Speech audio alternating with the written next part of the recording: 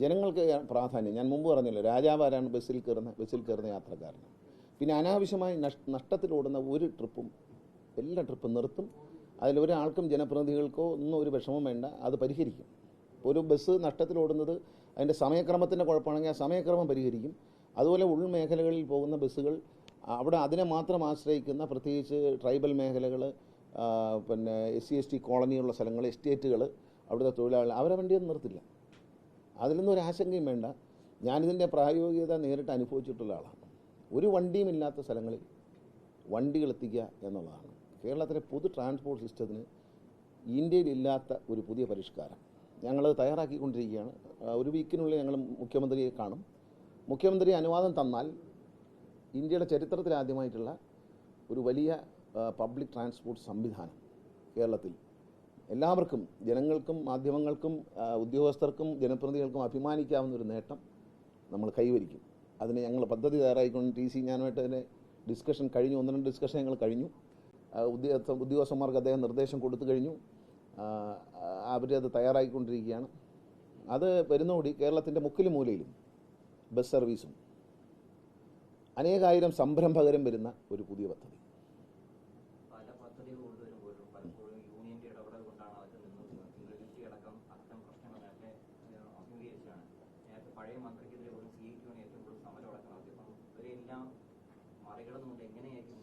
ഇല്ല, അവരുമായി സൗഹൃദത്തിൽ തന്നെ പോകും. ഞാൻ 2001 എല്ലാവരുമായിട്ട് സൗഹൃദത്തിൽ പോയ ആളാണ്.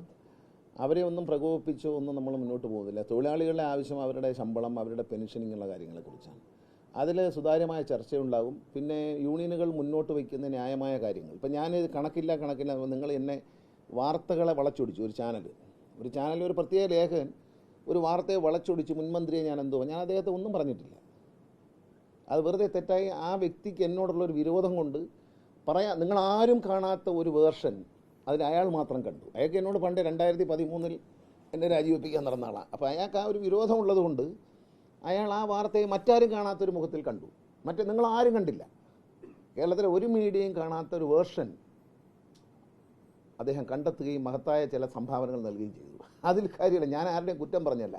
എന്നോട് കണക്കില്ല എന്ന് പറഞ്ഞത്, ചോർച്ചയുണ്ടെന്ന് പറഞ്ഞതും നിങ്ങൾ മനസ്സിലാക്കിക്കോളൂ, പ്രധാനപ്പെട്ട യൂണിയൻ്റെ നേതാക്കന്മാർ തന്നെയാണ്. ഞാനല്ലാതെ ഇത് അറിയുന്ന ആളല്ല. ഞാൻ പുറത്ത് നിൽക്കുന്നൊരു MLA ആയിരുന്നു കഴിഞ്ഞ ദിവസം വരെ. ഞാൻ ഇടപെട്ടിട്ടുമില്ല.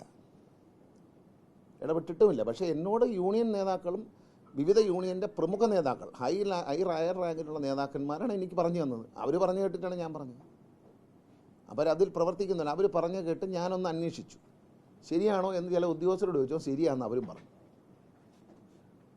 അതൊക്കെയാണ് ഇതിൻ്റെ പ്രശ്നം. ഞാനും മുൻമന്ത്രി തമ്മിൽ ഒരു പ്രശ്നമില്ല. പിന്നെ നല്ല സുഹൃത്തുക്കളാണ്. പിന്നെ എൻ്റെ അച്ഛൻ്റെ കൂടെ അദ്ദേഹം MLA ആയിരുന്നുള്ള കാര്യം, ഞാൻ 5 തവണ MLA ആളാണ്. എൻ്റെ അച്ഛൻ്റെ കൂടെ ഞാൻ MLA ആയിരുന്നിട്ടുണ്ട്. അതുകൊണ്ട് അതൊന്നും ഒരു ക്ലാസിഫിക്കേഷൻ അല്ല.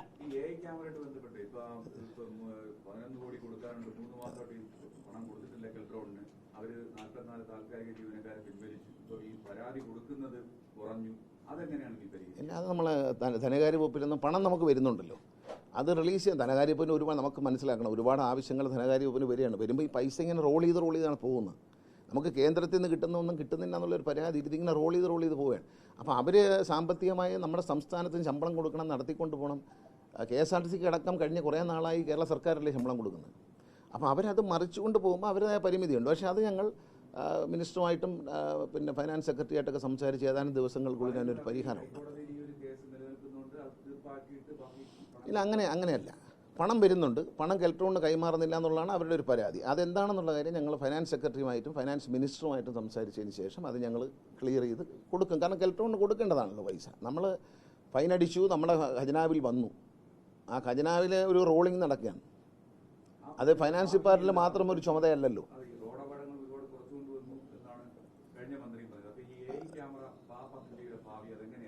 അല്ല, അതൊന്നും നശിച്ചു പോയൊന്നുമില്ല. പൊതുമുതൽ ചെലവഴിച്ചൊരു സ്ഥാപനം ഉണ്ടാക്കുക, അത് ദിവസങ്ങൾക്ക് ശേഷം നശിപ്പിച്ച് കളയുക, അതിന് ഒരു കാരണവശാലും അനുവാദം കൊടുക്കില്ല. ഈ ബസ്സുകൾ തന്നെ, ഈ ബാറ്ററി ബസ് തന്നെ തിരുവനന്തപുരത്തോട് എനിക്കൊരു വ്യക്തി പൗരൻ എന്ന നിലയിലൊരു സങ്കടം, അത് കഴുകാറില്ല എന്നുള്ളതാണ്. ഇതുവരെ കഴിയില്ല. സത്യമല്ലേ ഞാൻ പറഞ്ഞു? ഞാനിപ്പോൾ ഇങ്ങോട്ട് വരുമ്പോഴും കണ്ടു, ആ വണ്ടി ഇറക്കിയിട്ട് 1 മാസം 1.5 മാസമായിട്ടുള്ളൂ, അത് ഇന്നും കഴുകിയിട്ടില്ല.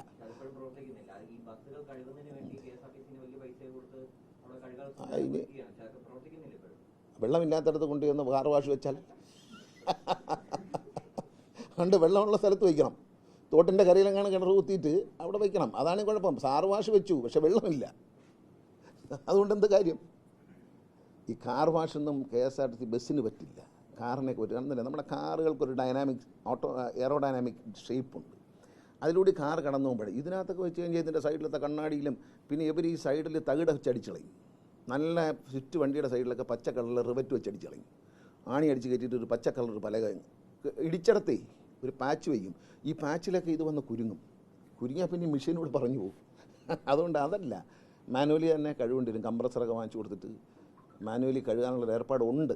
അതിനെ ഒന്ന് സ്ട്രീം ലൈൻ ചെയ്യും. ആ വണ്ടി ഞാൻ ഇന്ന് ആലോചിക്കായിരുന്നു. ഉദ്ഘാടനം ചെയ്തപ്പോൾ കണ്ടതാണ്. പിന്നെ ഇപ്പം ഇന്ന് രാവിലെ കണ്ടപ്പോൾ കഴുകിയിട്ടില്ല. ഞാൻ വെറുതെ പറഞ്ഞതല്ല. ആണോ? സത്യമാണോ? അതൊക്കെ നല്ല സാധനമല്ലേ, നല്ല പുതിയ വണ്ടി.